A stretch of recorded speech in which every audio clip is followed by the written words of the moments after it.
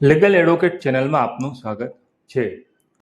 હાલમાં supreme court of ઇન્ડિયાએ જમીન વેચાણના એગ્રીમેન્ટ અન્વયે સ્પેસિફિક પરફોર્મન્સ માટે એક ચુકાદો આપ્યો, જે અબ્બાન શાહ વર્સિસ શેરુદ્દીનના કેસમાં આપેલો છે, જે આપણે આજે જોઈએ.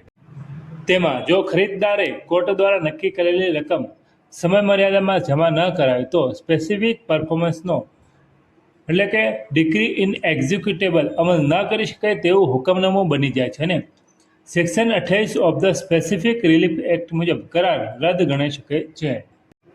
મૂળ મુદ્દો એ હતો કે જમીન વેચાણનો એગ્રીમેન્ટ થયો હતો. ખરીદદારે સ્પેસિફિક પરફોર્મન્સ માટે સૂટ દાખલ કર્યો.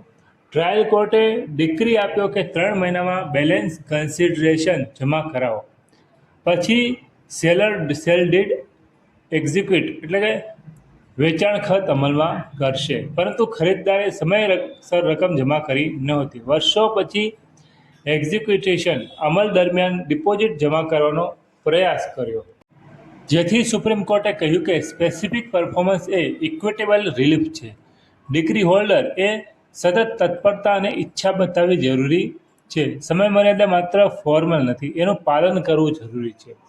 જો નિયત સમયમાં ડિપોઝિટ ના થાય અને એક્સટેન્શન એટલે કે વધારે સમય માટે સમયસર અરજી પણ ન થાય તો હુકમનામું વ્યવહારિક રીતે લાગુ કરી શકાતું નથી. કોર્ટે વેચનારને બાનાની રકમ પર 8% ઇન્ટરેસ્ટ સાથે રિફંડ કરવાનો આદેશ આપ્યો. પરંતુ ધ્યાન આપવા જેવી બાબત એ છે કે બાદમાં અન્ય ચુકાદાઓમાં સુપ્રીમ કોર્ટ ઓફ ઇન્ડિયાએ સ્પષ્ટ કર્યું કે દરેક કેસમાં ઓટોમેટિક રિસેક્શન આપોઆપ રદ કરવું નહીં થાય. કોર્ટ પાસે સેક્શન 28 હેઠળ સમય વધારવાની વિવેક રહે છે, જો ન્યાયસંગતતા અને સંજોગો અનુરૂપ હોય તો. હાલનો કાનૂની સિદ્ધાંત સંક્ષેપમાં એવો બને છે કે સામાન્ય રીતે ડિક્રીમાં નક્કી કરેલી સમયમર્યાદાનું પાલન કરવું ફરજિયાત છે. સમયસર ડિપોઝિટ ન થાય તો ડિક્રી જોખમમાં પડે છે. પરંતુ કોર્ટ પાસે યોગ્ય કારણ હોય તો એક્સટેન્શન એટલે કે વધારાની મુદત આપવાની પાવર હજુ પણ રહે છે. એટલે કે કોર્ટ વધારાનો સમય આપી શકે છે, પણ દરેક કેસ તેના ફેક્ટ એટલે કે તથ્યો અને કન્ડક્ટ આચરણ પર આધારિત રહેશે.